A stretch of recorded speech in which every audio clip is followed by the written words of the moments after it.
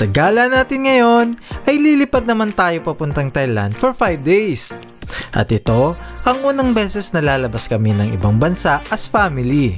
Kaya naman, samahan nyo kami sa aming gala ngayon at lilibutin natin ang mga pasyalang ipinagmamalaki ng Thailand.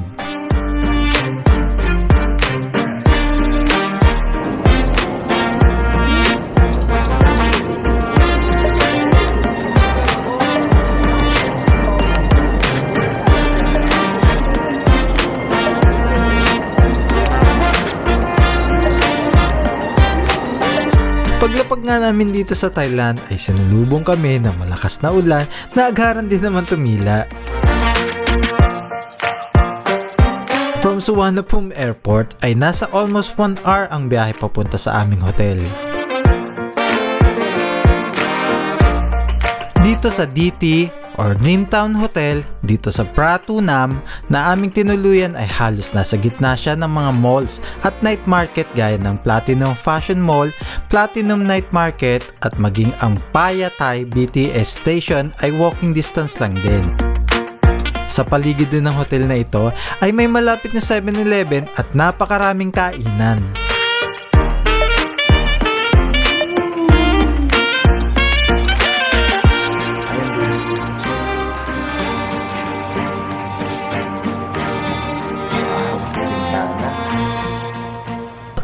At ang hotel rates na na-avail namin dito ay 800 per night at 5 nights kami dito mag-stay.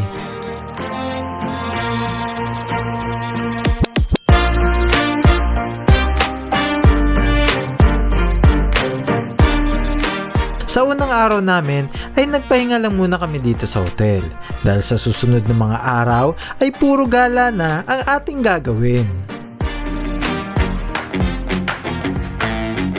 Maaga kami sinundo ng aming service at ngayon ay papunta kami sa una naming destination, ang My Klong Railway Market.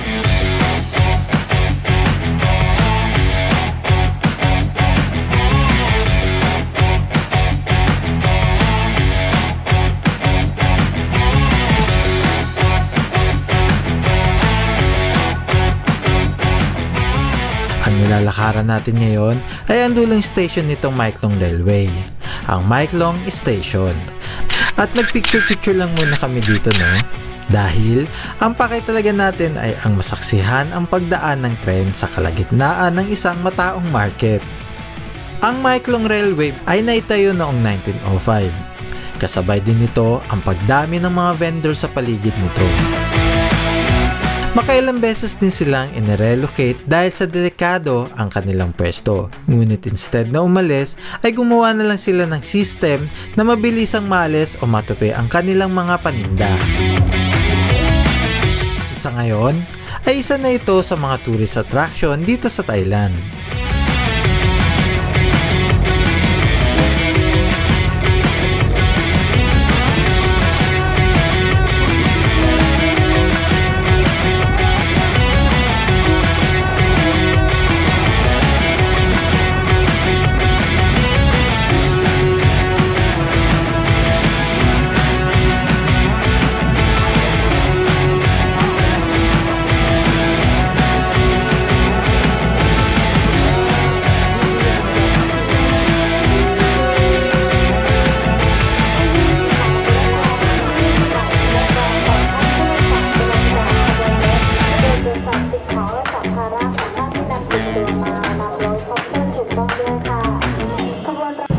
Sobrang saya ng experience at na-enjoy namin itong unang destination namin.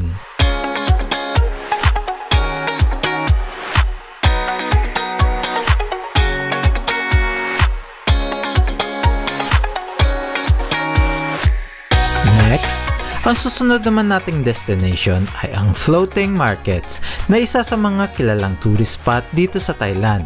Ika nga nila, kulang ang Thailand trip mo kung hindi mo ito mapupuntahan. Bago pa ito naging Bangkok Floating Markets, ay isa muna itong ordinaryong kanal na nag-exist around 14th to 18th century sa Ayutthaya period, kung saan itong era na ito ay sagana sa kalakaran o trade ang mga sinaunang Thai people.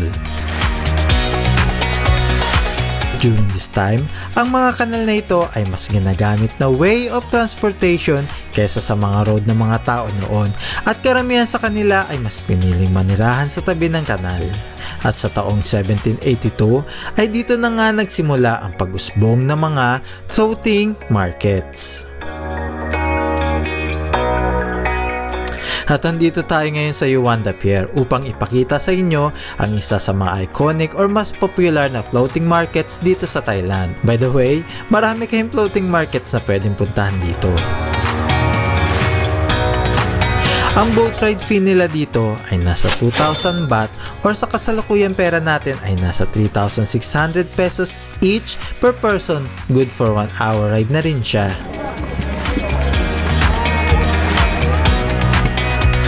Akala namin nung una ay chill ride lang kami, pero nagulat kami nang makalayo na dahil halos sumiwalay na ang aming kaluluwa sa katawan sa sobrang bilis ng patakbo ni Manong. At ang mga boat nila dito ay literal na speedboat at karamihan sa mga engine na ginagamit nila ay modified.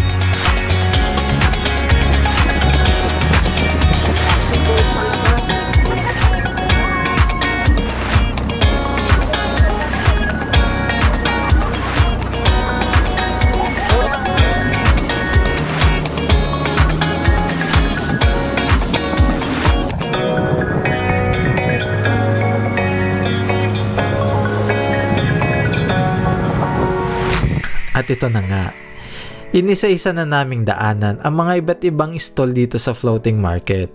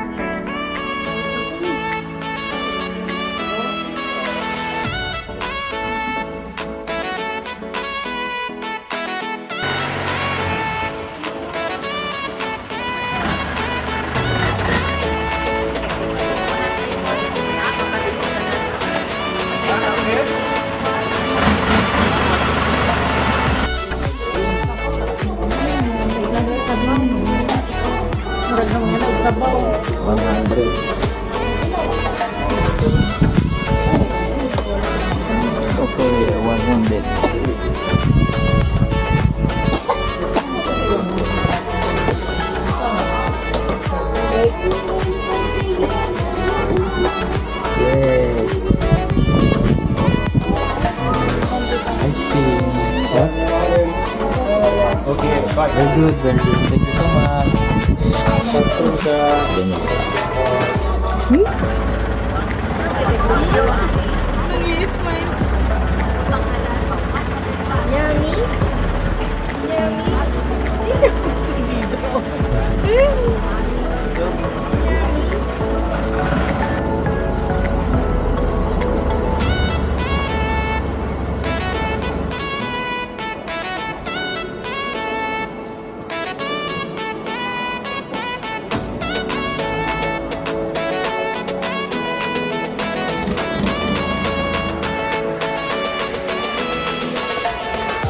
Hanggang sa kasalukuyan ay bakas pa rin ang kultura na kanilang namana sa kanilang mga ninuno.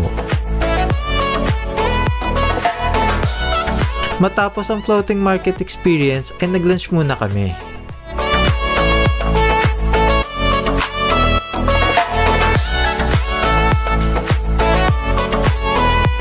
Ang ating susunod na destination ay ang Changpok Camp.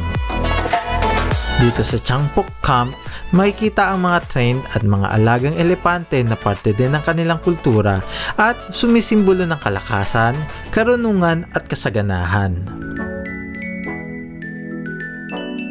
Ang entrance fee nila dito ay 500 baht o 900 pesos na ma-enjoy mo na rin ang kanilang elephant ride sa loob ng 20 to 30 minutes.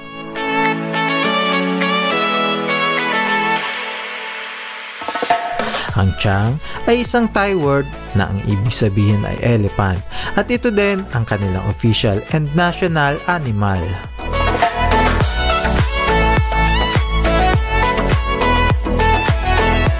Enjoy na enjoy namin ni Dudo ang elephant ride.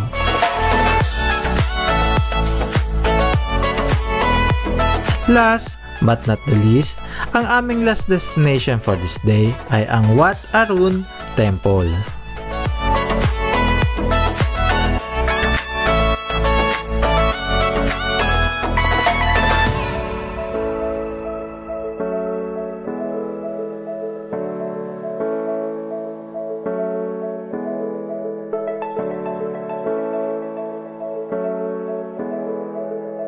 Ang Wat Arun ay isa lamang sa mga Buddhist temple at tourist attraction na ating makikita dito sa Thailand. Ayun, nakakit tayo dun, no? Hindi, no? O, dito muna tayo, mataas yan. Ayun, no?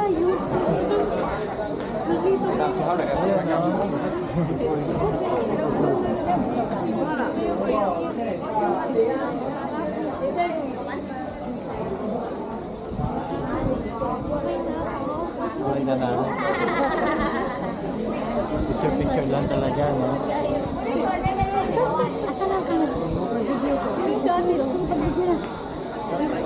Nagpicture-picture lang kami at umuwi na rin.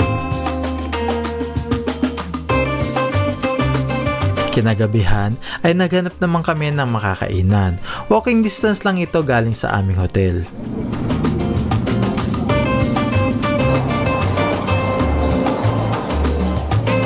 At dito, natatapos ang unang araw ng gala ni Dudu.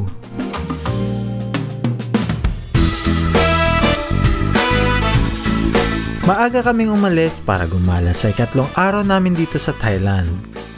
Ang unang destination namin ay ang Wat Pho Temple.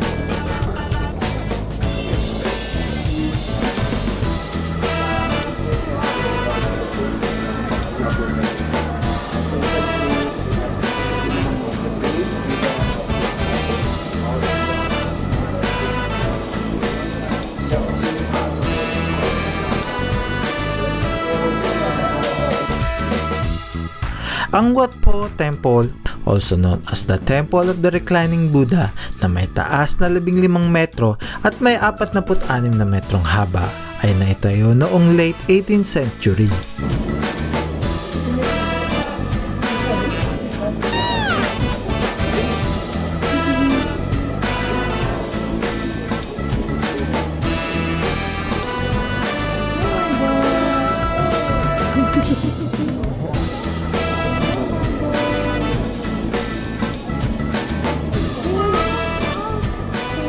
Bukod sa reclining Buddha, ay may mga spot din sa gilid nito na maaari ninyong pasyalan o puntahan.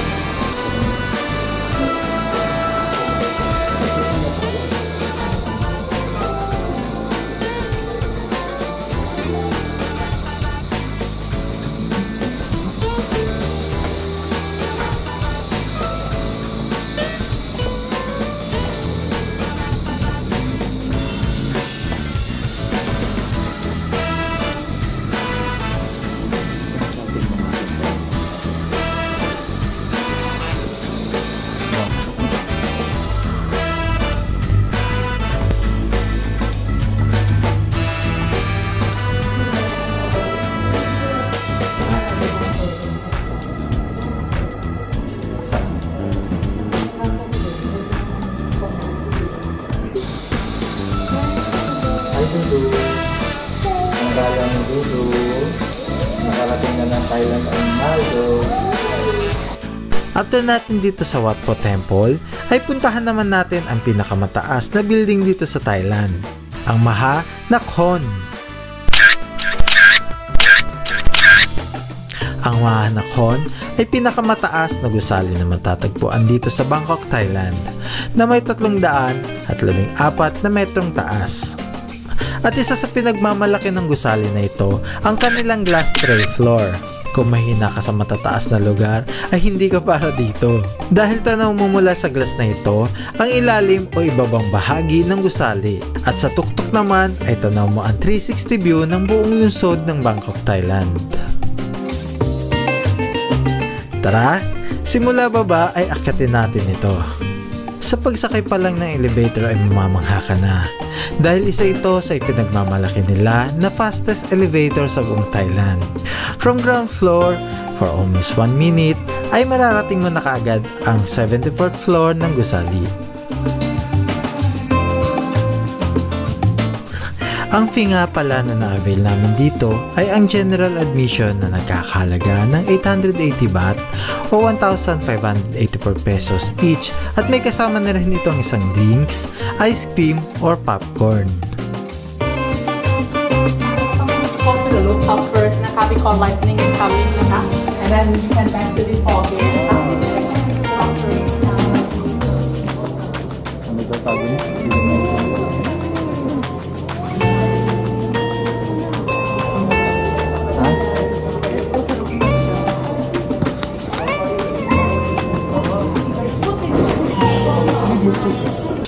Pataas ng pataas ay mas lalo kami na-excite na malaman kung ano ang madadatan namin sa pinakatuktok nito.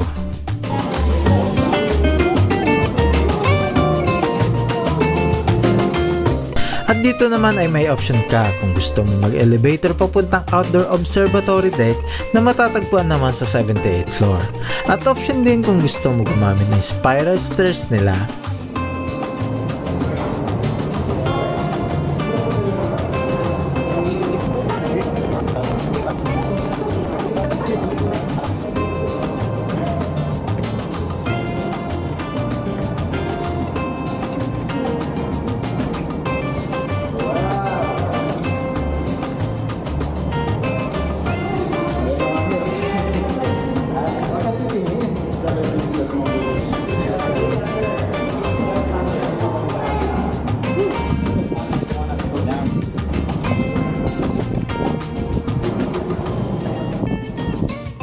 Pag-akyat nga namin ay agad din kami pinababa sa 74th floor dahil may thunderstorm at nagbabadya ang pagbuhos ng malakas na ulan.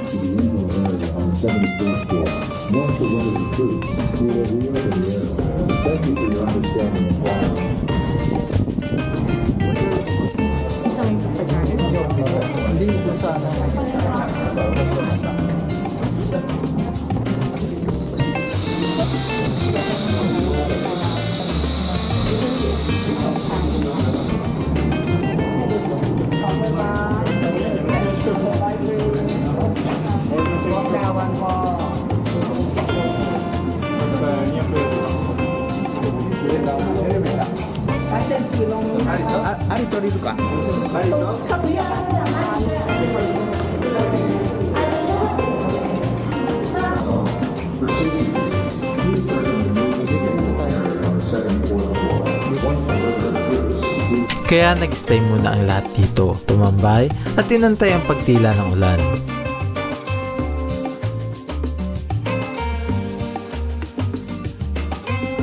Round 2 ng aming pag-akyat at tumila na nga ang malakas na ulan.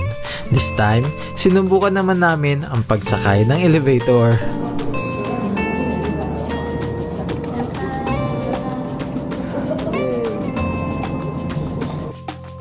Pagdating sa pinakamataas ay mahigpit nilang ipinagbabawal ang paggamit ng mga monopod at tripod, lalo na sa glass tray na kahit cellphone ay ipinagbabawal. Pero, pwede ka naman makisuyo sa mga staff nila para kuhanan ka ng picture for souvenirs. Sige. Sinulit lang namin ang napakagandang view Ang sarap sa pakiramdam na nasa pinakatuktok ka ng pinakamataas na gusali sa buong Thailand. At dito, natatapos ang gala namin sa hapong ito. Kinagabihan ay sinadya naman namin ang night market. Walking distance lang ito sa aming hotel. Dito na rin kami mamimili ng aming ipapasalubong na pauwi sa Pilipinas.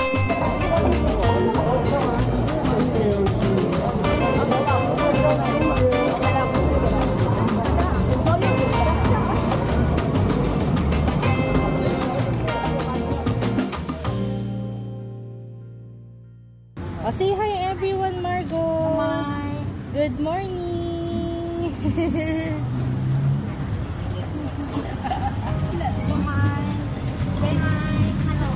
Say hi, anak. Hi.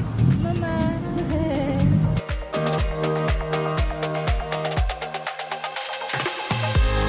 Ngayong araw naman ay pupunta tayo sa Impact Arena.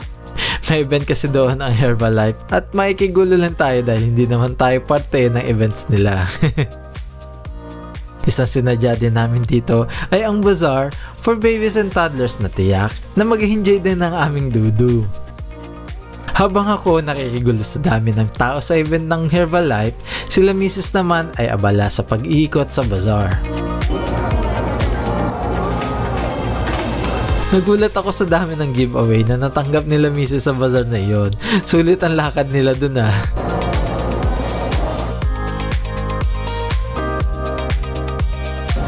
Kumain lang kami dito at namasyal kaunti. Dahil gusto lang naman namin ay ma-experience ang ipinagmamalaking arena ng Thailand. Pag-uwi namin ay dumaan lang kami sa 7-Eleven para bumili ng aming hapunan. Take note, ibang-iba ang pagkain nila dito, di gaya sa atin sa Pinas. At bawal nga din pala mag-take ng video sa loob, no? At again, walking distance lang ito sa aming hotel. Sa araw na ito, ay wala na kaming ibang itinerary. Lumabas na lang kami at naglakad-lakad at bumili na rin ng iba pang pasalubong at souvenirs. By the way, no, pangalawang beses ko na dito sa Thailand at masaya ako na sa pangalawang beses ko ay kasama ko na ang mag-ina ko na namamasyal at naglalakad-lakad dito. Dito ko natatapusin ang aming adventure dito sa Thailand. Dahil kinabukasan ng madaling araw ay babalik na kami sa Pilipinas. Baon ang mga masasayang memories sa halos 6 na araw naming pamamalagi dito. Marami kaming natutunan at napuntahan. Isa ito sa bansang masasabi kong babalik-balikan ko. Muli, maraming salamat sa inyong pagsama sa amin dito sa Thailand. At ito, ang gala ni Dudu.